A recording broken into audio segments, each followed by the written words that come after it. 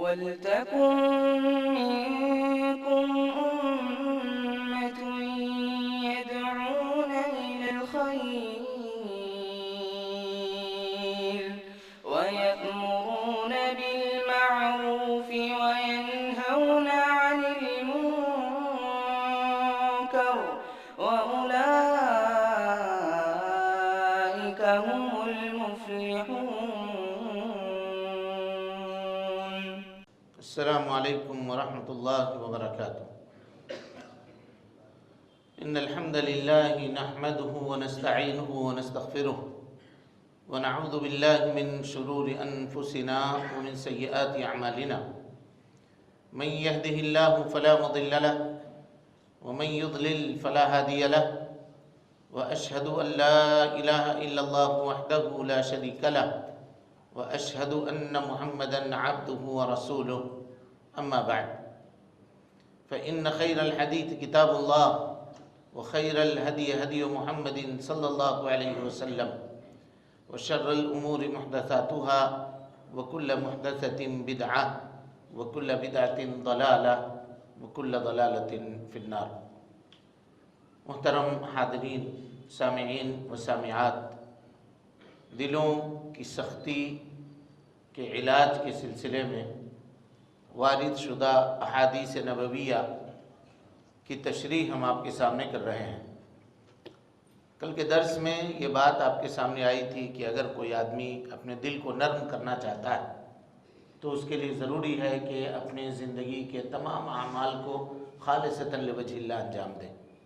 اللہ سبحانہ و تعالیٰ کی رضامندی ہر عمل سے مطلوب ہو، اور اس کا طریقہ ہم نے بتلایا تھا کہ عادت اور عبادت، ان دونوں کو آدمی اللہ تعالیٰ کی اطاعت اور فرما برداری میں کس طرح سے لگا سکتا ہے۔ دنیا کی یہ زندگی، اس کی خوبصورتی، اس کے مال و متاع، اللہ کے نبی صلی اللہ علیہ وسلم نے ہر موقع سے لوگوں کو اس سے ڈرایا ہے اور نفرت دلائی ہے۔ ہر موقع سے، کوئی موقع اللہ کے نبی صلی اللہ علیہ وسلم کے زندگی کا ایسا نہیں ہے جہاں آپ نے لوگوں کو دنیا میں سبقت کرنے سے روکا نہ ہو، منع نہ کیا ہو۔ یہ حدیث دیکھیے، راوی حدیث حضرت عامر ابن عوف رضی اللہ عنہ ہیں۔ کہتے ہیں کہ اللہ کے نبی صلی اللہ علیہ وسلم نے حضرت ابو عبیدہ ابن جراح رضی اللہ تعالی عنہ کو بحرین کی طرف بھیجا۔ بحرین جو کنٹری ہے، آج بھی موجود ہے، اس وقت شرقیہ، یا آج کے زمانے میں بھی یہ شرقیہ کہلاتا ہے، سعودی عربی کا حصہ تھا۔ بحرین کی طرف بھیجا تاکہ وہ وہاں سے جزیہ لے کر کے آئیں۔ بحرین میں کچھ مجوسی رہا کرتے تھے، آگ کے پجاری۔ اللہ کے نبی صلی اللہ علیہ وسلم نے ان کے اوپر جزیہ اور ٹیکس لگایا تھا، تو ان کو بھیجا ابو عبیدہ ابن جراح کو کہ آپ جائیے، وہ جو ٹیکس اکٹھا ہوا ہے وہ لے کر کے آپ آئیے۔ وَكَانَ رسول اللہ صلی اللہ علیہ وسلم صالح اہل البحرین، اللہ کے نبی صلی اللہ علیہ وسلم نے اہل بحرین سے صلح کی تھی، اور صلح میں یہ طے پایا تھا کہ ٹھیک ہے تم اپنی بستی میں رہ سکتے ہو، لیکن ہمیں ٹیکس دینا پڑے گا۔ ٹیکس لے رہے تھے ان سے، اور وہاں جو ہے علا الحضرمی رضی اللہ تعالی عنہ کو گورنر بنا دیا تھا۔ ابو عبیدہ ابن جراح رضی اللہ عنہ مال لے کر کے بحرین سے مدینہ منورہ تشریف لائے۔ مال آ گیا مدینے میں۔ فسمعت الانصار بقدومہ، مدینے میں جو انصار موجود تھے انہوں نے اس بات کو جان لیا کہ حضرت ابو عبیدہ ابن جراح مال لے کر کے واپس آ چکے ہیں۔ فوافقت صلاۃ الصبح مع رسول اللہ صلی اللہ علیہ وسلم، تو سارے کے سارے لوگوں نے فجر کی نماز اللہ کے نبی صلی اللہ علیہ وسلم کے ساتھ ادا کرنے کی کوشش کی، اور لوگوں نے ادا کی فجر کے وقت۔ فلما انصرفوا، جب نماز سے اللہ کے نبی صلی اللہ علیہ وسلم فارغ ہوئے تو لوگ آ کر کے آپ سے ملنے لگے۔ نماز سے فارغ ہوئے، ہر کوئی آتا ملتا، السلام علیکم، کوئی ادھر سے آتا کہتا السلام علیکم، نبی صلی اللہ علیہ وسلم سے ملاقات کرنے لگے. فتبسم رسول اللہ صلی اللہ علیہ وسلم. یہ حالت دیکھ کر کے اللہ کے نبی صلی اللہ علیہ وسلم مسکرانے لگے آپ صلی اللہ علیہ وسلم. جب ان کی یہ حالت آگے پیچھے آنا جانا دیکھنے لگے مسکرانے لگے. وقال، اور کہا، ادنکم سمعتم بقدوم ابی عبیدہ، ایسا لگ رہا ہے کہ ابو عبیدہ کے آنے کی خبر آپ لوگوں کو لگ چکی ہے کہ وہ آ گئے ہیں بحرین سے. وَأَنَّهُ جَاءَ بِشَيْءٍ، اور اس بات کی خبر بھی لگ چکی ہے کہ وہ کچھ مال لے کر کے وہاں سے آئے ہیں. قالوا اجل یا رسول اللہ، ایسے ہی بات ہے اللہ کے نبی صلی اللہ علیہ وسلم، یہی بات ہے جیسا آپ نے سمجھا ہے یہی بات ہے. قال، تو آپ نے کہا، ابشروا، خوش ہو جاؤ، وَأَمِّلُوا مَا يَسُرُّكُمْ، اس بات کی امید رکھو کہ تمہیں خوشی پہنچے گی ضرور. فَوَاللَّهِ مَا الْفَقْرَ أَخْشَىٰ عَلَيْكُمْ، قسم اللہ کی تمہارے اوپر میں فقر و فاقہ کا خوف نہیں کھاتا. وَلَكِنْ أَخْشَىٰ عَلَيْكُمْ، لیکن تمہارے اوپر میں خوف کھاتا ہوں، أَن تُبْسَطَ عَلَيْكُمُ الدُّنْيَا، کہ دنیا تمہارے اوپر پھیلا دی جائے گی. كَمَا بُسِطَتْ عَلَىٰ مَنْ كَانَ قَبْلَكُمْ، جیسے تم سے پہلے لوگوں کے اوپر دنیا پھیلا دی گئی تھی. فَتَنَافَسُوهَا، تم اس کو حاصل کرنے کے ہوڑ میں لگ جاؤ گے، اس دوڑ میں آگے بڑھنے کی کوشش کرو گے جس طرح سے ان لوگوں نے اس کو حاصل کرنے میں اپنا جی جان لگا دیا تھا. یہ مال تمہیں ہلاک کر دے گی، اس کا فتنہ تمہیں ہلاک کر دے گا جیسے تم سے پہلے لوگوں کو اس نے ہلاک کیا اور برباد کیا. یہ مکمل حدیث ہو گئی.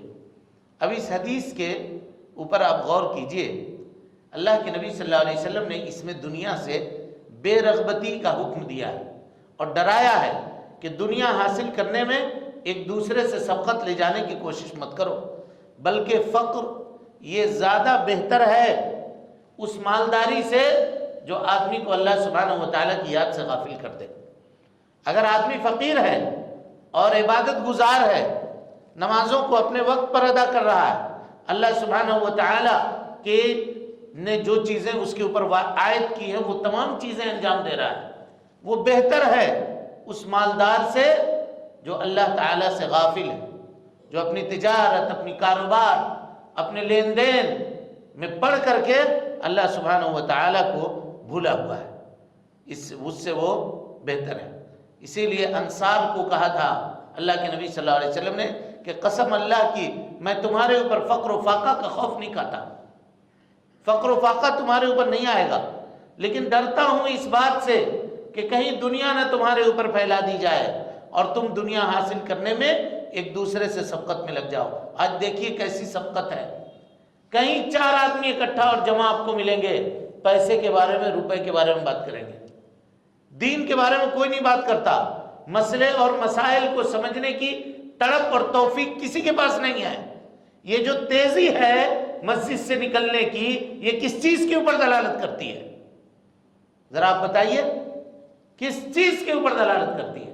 رمضان کا مبارک مہینہ ہے، پاک مہینے، برکت، رحمت، اللہ تعالیٰ کے فضل اور اس کے کرم کی بارش ہو رہی ہے، باوجود انسان یہ چاہتا ہے کہ نہ کاروبار ہمارا عام ہے. اسی بات سے خوف کھائی تھی پیارے مصطفیٰ صلی اللہ علیہ وسلم نے، اسی بات کا خوف تھا. وَلَكِنْ أَخْشَىٰ عَلَيْكُمْ أَن تُبْسَطَ عَلَيْكُمُ الدُّنْيَا كَمَا بُسِطَتْ عَلَىٰ مَنْ كَانَ قَبْلِكُمْ، کہ دنیا تمہارے اوپر پھیلا دی جائے گی جیسے تم سے پہلے لوگوں کے اوپر پھیلا دی گئی تھی. اس کو حاصل کرنے میں، اس کو لینے میں، ایک دوسرے سے آگے بڑھ جانے میں. آج ہمارے پاس اتنا ہے تو ہمارا اتنا ہو جانا چاہیے، اس کے پاس یہ ہے تو میرے پاس یہ ہونی چاہیے. ایک بنگلہ ہے شہر میں، نہیں 5 بنگلے ہونی چاہیے. اس شہر میں ہے تو اور شہر میں ہونی چاہیے، دوسری جگہوں کے اوپر بھی ہونی چاہیے. یہ اس کوشش میں آدمی اللہ سبحانہ و تعالیٰ کو کیا کرے گا؟ بھول جائے گا. لیکن عقل مند آدمی وہ ہے جو دنیا بھی حاصل کرے اور دنیا کو آخرت حاصل کرنے کا ذریعہ بنائے. یہاں اس حدیث میں کئی چیزوں کا پتہ چلتا ہے. اب آپ دیکھیے، اگر اللہ تعالیٰ نے کسی کو مال دیا ہے، کوئی غریب آیا اگر مال لینے کے لیے، تو اس کا استقبال مسکرا کے کرنا چاہیے.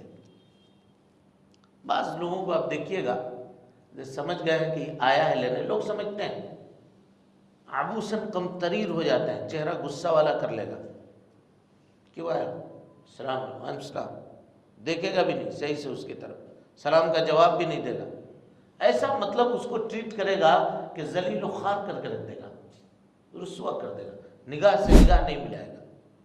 اب بلکہ آج سیٹھوں کے دروازے دیکھ لیجیے دوسرے ملکوں میں، لائن لگاتے ہیں لوگوں کو، لائن سے آئیے ہمارے پاس، ہم زکوٰۃ تقسیم کر رہے ہیں، جیسا لگ رہا ہے کہ باپ کا مال دے رہے ہیں، وہ اللہ کا مال ہے، اللہ نے آپ کو اس مال کے اوپر رکھا ہے، اس طرح ذلیل کرنے کے لیے اللہ کے مخلوق کو اور محتاج لوگوں کو عزت کے ساتھ یہ مال ان کو دیا جائے، کیونکہ یہ مال ان کا حصہ ہے، ان غریبوں کا ہے، اللہ سبحانہ و تعالیٰ نے آپ کو ذمہ دار بنایا ہے اس کا، دیجئے گا تو اچھی بات ہے، نہیں دیجئے گا تو کل قیامت میں اللہ سبحانہ و تعالیٰ سود سمیت واپس کر لے گا، واپس لے گا مال۔ تو اس سے انسان کو خوف کھانی چاہیے اور اخلاق اچھی بنانی چاہیے۔ اللہ کے نبی جناب محمد رسول اللہ صلی اللہ علیہ وسلم نے دیکھا کہ لوگ فجر میں آئے ہوئے ہیں اور سب آ کر کے سلام کر رہے ہیں، ملاقات کر رہے ہیں، تو آپ ناراض نہیں ہوئے، ڈانٹا نہیں گئے، پیسے کی لالچ میں سب آ کر کے سلام کرتے ہو جی آج کیا مطلب ہے، ایسا نہیں کہا مسکرانے لگے، یہ اخلاق ہے نبی صلی اللہ علیہ وسلم کا، اور کہا کہ خوش ہو جاؤ، امید رکھو تمہیں وہ چیزیں میں دوں گا جو تم کو خوش کر دے گی، مال ہے میرے پاس، اور یہ تو اللہ کے نبی صلی اللہ علیہ وسلم کہتے تھے کہ احد پہاڑ کے برابر بھی سونا میرے پاس ہو جائے تو میں 3 رات سے زیادہ نہیں رکھوں گا، اور 3 رات بھی اسی لیے رکھوں گا کہ تقسیم کرنے میں اس کو اتنا وقت لگے گا، غریبوں کو اور مسکینوں کو دینے میں اتنا وقت لگے گا۔ اللہ کے نبی صلی اللہ علیہ وسلم نے کہا پورے خوشی کے ساتھ ابشروا، خوش ہو جاؤ، وَأَمِّلُوا مَا يَسُرُّكُمْ، اور اطمینان رکھو، امید رکھو تمہیں بھی خوشی پہنچے گی، لیکن یہ جان لو کہ یہ اچھی بات نہیں ہے، یہ اچھی بات نہیں ہے، مال کے پیچھے لگ جانا، مال کے پیچھے پاگل ہو جانا، مال حاصل کرنا، اپنا مطمئن نظر بنا لینا، یہ اچھی بات نہیں ہے۔ وہ فقر و فاقہ اس مال سے بہتر ہے جو آدمی کو اللہ سے غافل کر دے، اور وہ مالداری جس کے ساتھ شکر ہو، جس کے ساتھ شکر ہو، انسان کو یہ طلب کرنا چاہیے۔ اللہ کے نبی صلی اللہ علیہ وسلم اپنی دعا میں ان دونوں کو جمع کرتے تھے، کہتے تھے اللہم انی اعوذ بک من شر فتنۃ الغنی، اے اللہ میں مالداری کے فتنے کے شر سے تیری پناہ چاہتا ہوں، وشر فتنۃ الفقر، اور فقر کے فتنے سے بھی پناہ چاہتا ہوں۔ اتنا فقر و فاقہ نہ ہو جائے کہ آدمی 24 گھنٹہ مال مال مال کے پیچھے لگا رہے، اور اتنی مالداری بھی نہ ہو جائے کہ مال سے اتنی محبت ہو جائے کہ مال ہی سب کچھ ہو کر کے رہ جائے۔ ان دونوں چیزوں سے اللہ کے نبی جناب محمد رسول اللہ صلی اللہ علیہ وسلم پر اللہ تعالیٰ سے پناہ مانگا کرتے تھے۔ من کان قبلکم کا لفظ آیا، دنیا پھیلا دی جائے گی جیسے تم سے پہلے لوگوں پر پھیلا دی گئی تھی۔ کون لوگ مراد ہیں؟ عام لوگ ہیں، سارے لوگ، اس امت سے پہلے جتنے بھی قومیں آئی ہیں وہ سب کے سب ہیں۔ فرعون کی ہلاکت کیسے ہوئی؟ کیا کہتا تھا؟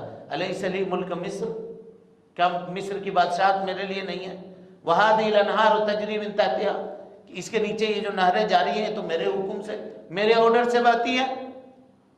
آخر حضرت موسیٰ علیہ السلام نے دعا کی کہ اے اللہ انک اتیت فرعون وملئہ، اے اللہ تو نے فرعون اور اس کے لوگوں کو مال و دولت عطا کر دیا ہے کہ یہ تجھ کو بھول بیٹھے۔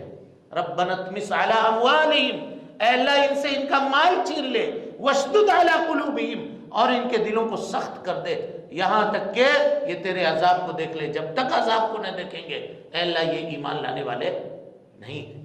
یہ رکاوٹ ہوتی ہے مالداروں کے لیے، فتنہ ہوتا ہے بہت بڑا، اور اسی لیے اللہ نے کہا یا ایھا الذین آمنوا لا تلھکم اموالکم ولا اولادکم، پہلے کس کا ذکر کیا؟ مال کا ذکر کیا، مال کا فتنہ، اس کا تذکرہ کیا، تو کہا کہ تمہیں اس طرح سے ہلاک نہ کرے جیسے تم سے پہلے لوگوں کو اس نے ہلاک کیا ہے۔ اب اس کے بعد دوسری روایت دیکھیے دنیا سے بے رغبتی کا۔ حضرت عقبہ ابن عامر انصاری رضی اللہ تعالی عنہ کہتے ہیں خرج رسول اللہ صلی اللہ علیہ وسلم یوما، اللہ کے نبی صلی اللہ علیہ وسلم ایک دن مدینے سے نکلے، فصل علی اہل احد صلاتہ علی المیت، نبی صلی اللہ علیہ وسلم نے احد والوں کے اوپر، وہ 70 صحابہ جو احد کی جنگ میں شریک ہوئے تھے اور وہاں دفن کیے ہوئے ہیں، ان کے اوپر نماز جنازہ ادا کی، نماز جنازہ ادا کی۔ پہلے ترجمہ سنیے پھر تشریح کریں گے۔ ثم انصرف الی المنبر، پھر ممبر کی جانب آپ تشریف لائے اور کہا انی فرتکم، میں تم سے پہلے جانے والا ہوں۔ فرت مانے، فرت کہتے ہیں قافلے کے اس شخص کو جس کو پہلے بھیجا جائے۔ یہ قافلہ جا رہا ہے نا 30-40 لوگوں کا، تو 2-4 لوگوں کو پہلے بھیجا جاتا ہے۔ یہ کیا کرتے ہیں؟ ان کا کام ہوتا ہے کہ سرچ کر کے دیکھ کر کے اچھی زمین رکھیں، اور اگر وہاں کنواں ہے تو پانی بھر کر کے سب انتظام کر کے زمین کو ہموار کر کے یہ لوگ رکھیں، اس کو کہتے ہیں فرد۔ اسی لیے چھوٹا بچہ جب انتقال کر جائے تو اس کے جنازے میں یہ دعا کرنی ہے، اللہم اجعلہ لنا فرطا و سلفا و اجرا، اے اللہ اس کو ہمارے لیے آگے جانے والا اور آگے پہنچنے والا اور اجر دلانے والا اے اللہ سبحانہ و تعالی اس کو بنا۔ یہ دعا اللہ کے نبی صلی اللہ علیہ وسلم سے ثابت ہے۔ بہرحال نبی صلی اللہ علیہ وسلم نے فرمایا انی فرتکم، میں تم سے پہلے جانے والا ہوں، وَأَنَا شَهِيدٌ عَلَيْكُمْ، لوگوں میں تمہارے اوپر گواہ ہوں، وَإِنِّي وَاللَّهِ لَأَنظُرُ إِلَى حَوْضِي الْآنَ، قسم اللہ کی میں اپنے حوض کو اس وقت دیکھ رہا ہوں۔ خطبہ دے رہے ہیں نبی صلی اللہ علیہ وسلم ممبر پہ اور کہہ رہے ہیں کہ اپنے حوض کو اس وقت دیکھ رہا ہوں۔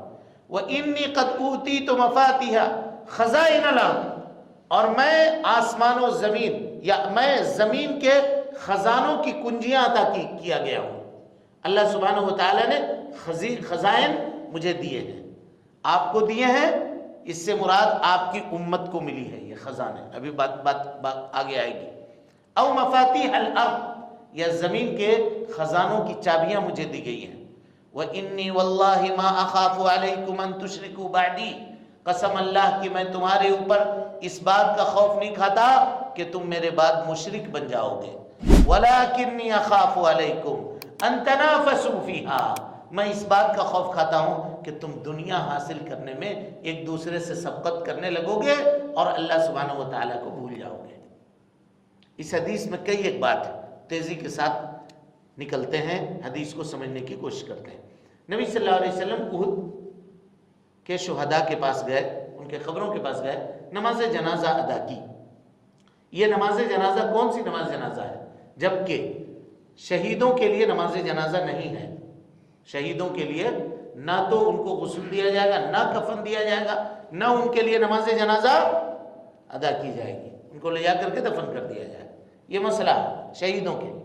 پھر اللہ کے نبی صلی اللہ علیہ وسلم نے کون سی نماز جنازہ ادا کی؟ ابن قیم رحمۃ اللہ علیہ کہتے ہیں کہ یہ آپ الوداع کہہ رہے تھے، شہیدوں کو وداع کہہ رہے تھے کہ اب یہاں آنا ہمارا نہیں ہوگا، اب ہم دنیا سے چل چلاؤ کا وقت آ چکا ہے، آخری دعا ہے ہماری جو تمہارے لیے میں کر رہا ہوں۔ اور یہی وجہ ہے کہ حضرت ابو بکر، حضرت عمر رضی اللہ عنہما ساتھ میں تھے، انہوں نے نماز نہیں ادا کی۔ صرف کس نے نماز پڑھی؟ اللہ کے نبی صلی اللہ علیہ وسلم۔ اب آپ پوچھئے گا کیا ہم ایسا کر سکتے ہیں؟ کہا نہیں، یہ عمل صرف اللہ کے نبی صلی اللہ علیہ وسلم کے لیے خاص ہے۔ سمجھ گئے بات کو؟ جی، آپ کے لیے خاص ہے۔ جہاں بہت ساری چیزیں نبی صلی اللہ علیہ وسلم کے لیے خاص ہے، وہاں یہ عمل بھی آپ صلی اللہ علیہ وسلم کے لیے خاص ہے۔ آپ نے کہا انا فرتکم علی الحوض، لوگوں میں حوض میں تم سے پہلے پہنچ جاؤں گا تاکہ وہاں کے پیالے درست کر دوں۔ مہمان آنے والے ہیں، امت کے وہ افراد جنہوں نے دنیا کی زندگی میں اللہ کی رضامندی کے خاطر کوشش کی ہے، وہ آنے والے ہیں، ان کے استقبال میں کوئی کمی نہ ہو جائے، اس لیے میں پہلے ہی حوض پہ پہنچوں گا، وہاں کے انتظامات دیکھوں گا، وہاں کے پیالے درست کرواؤں گا، پانی لگا کر کے نکال کر کے رکھوں گا کہ کہیں تاخیر نہ ہو جائے لوگوں کو پہنچنے میں۔ اور کہا کہ میں اس وقت اپنے حوض کو دیکھ رہا ہوں، پتہ یہ چلا کہ حوض اس وقت تیار ہے اور بنا دیا گیا ہے، اللہ سبحانہ و تعالیٰ اس کو پیدا کر چکا ہے۔ اور اس کے بعد کہا کہ میں تمہارے اوپر گواہ ہوں۔ کس بات کا گواہ ہوں؟ کہا وَيَكُونَ الرَّسُولُ عَلَيْكُمْ شَهِيدًا، رسول تمہارے اوپر گواہ بنیں گے۔ گواہی رسول اللہ کی دو طرح سے ہوگی لوگوں، دو طرح سے گواہی ہوگی، ایک ہمارے فیور میں اور ایک ہماری مخالفت میں. قسم اللہ کی اپنی گواہی کو نبی صلی اللہ علیہ وسلم کے لیے آپ مخالفت میں مت بنائیے، فیور میں گواہی بنائیے کہ اللہ کے نبی صلی اللہ علیہ وسلم ہمارے فیور میں، ہمارے حق میں گواہی دیں، ہماری مخالفت میں گواہی نہ دیں. کل جمعہ کا خطبہ ہے، اسی تعلق سے انشاءاللہ ہم وہاں پر اس کی وضاحت کریں گے کہ گواہی فیور میں کس طرح سے ہوگی اور مخالفت میں کس طرح سے ہوگی. اس کے بعد کہا کہ لوگوں میں تمہارے اوپر شرک کا خوف نہیں کھاتا ہوں، یہ ایک حدیث ہے.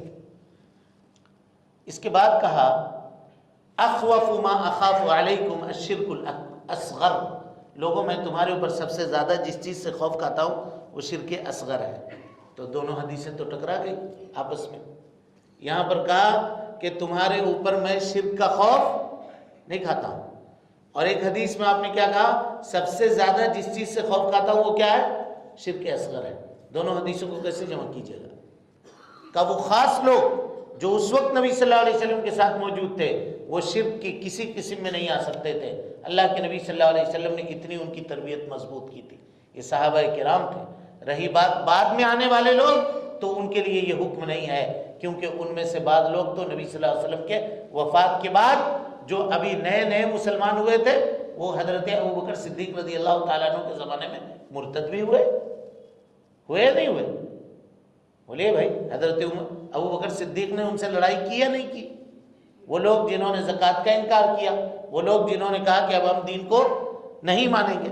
بہرحال اگر کوئی اشکال آئے تو اس کو اس طرح سے رفع کیجیے گا.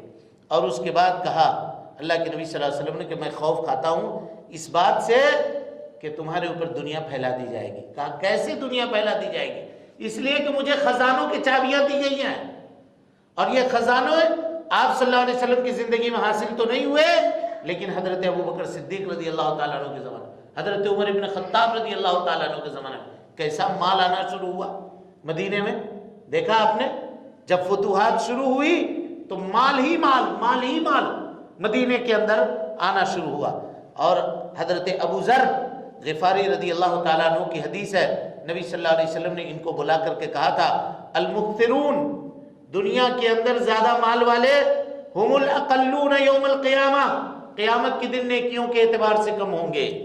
الا من قال ہاکذا وہاکذا وہاکذا، مگر وہ آدمی جو اپنے مال سے ایک مٹھی ادھر ایک مٹھی ادھر ایک مٹھی ادھر اللہ سبحانہ و تعالیٰ کے راستے میں دیتا رہا، کہ اس کی نیکی زیادہ ہوگی. ہم آپ کو کبھی یہ نہیں کہہ رہے ہیں کہ غریب فقیر ہونا یہ اچھی بات ہے، مالدار ہونا بڑی اچھی بات ہے، اس کی بھی فضیلت ہے.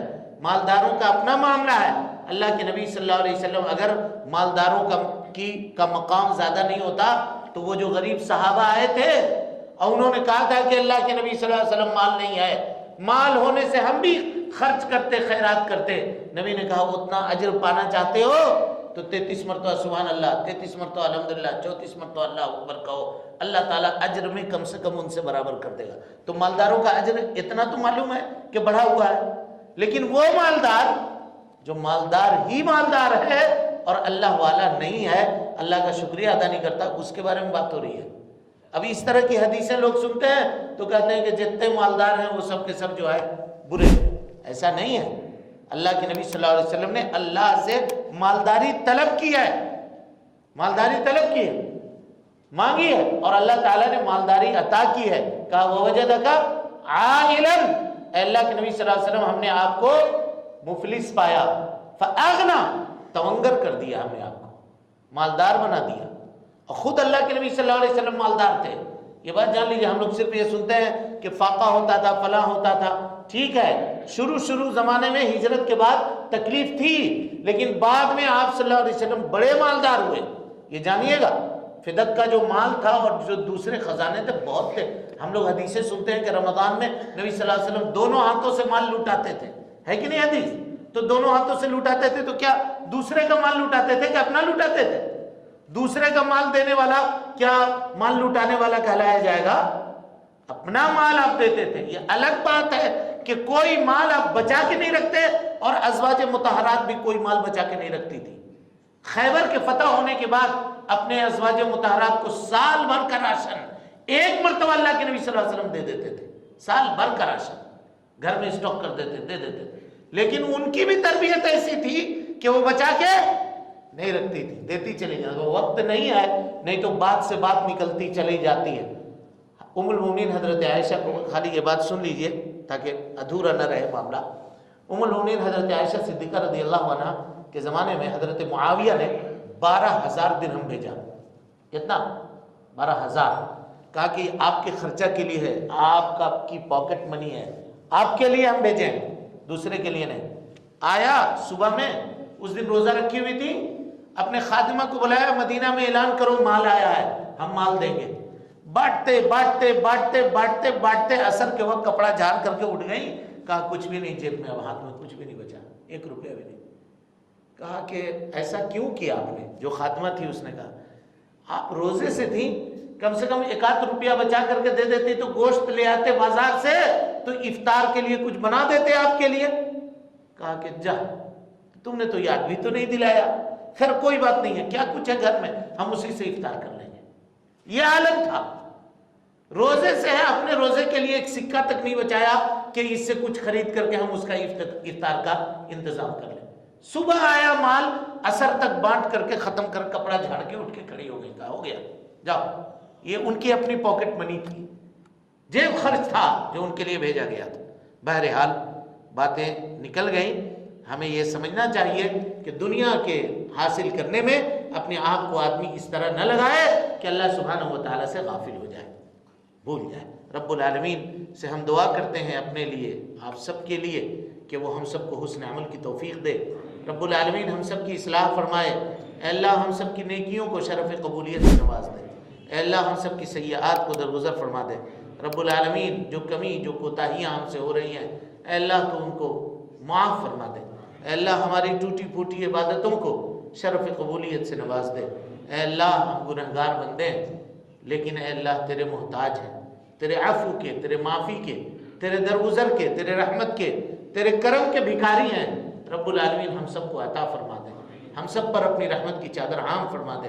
اے اللہ جب تک زندہ رکھ، دین اسلام پہ زندہ رکھ، اور جب اٹھا ایمان پہ اٹھا۔ آمین۔ وآخر دعوانا ان الحمدللہ رب العالمین۔ محترم سامعین و ناظرین، آپ تمام حضرات سے گزارش ہے کہ مرکزی جامع مسجد کے خطبات اور دروس کو اگر آپ سننا چاہتے ہیں تو اس چینل کو آپ لائک کریں، اس کو سبسکرائب کریں اور اس کو لوگوں تک پھیلانے کی کوشش کریں۔ اللہ رب العالمین ہم سب کی نیکیوں کو قبول کرے۔ وجزاکم اللہ خیرا۔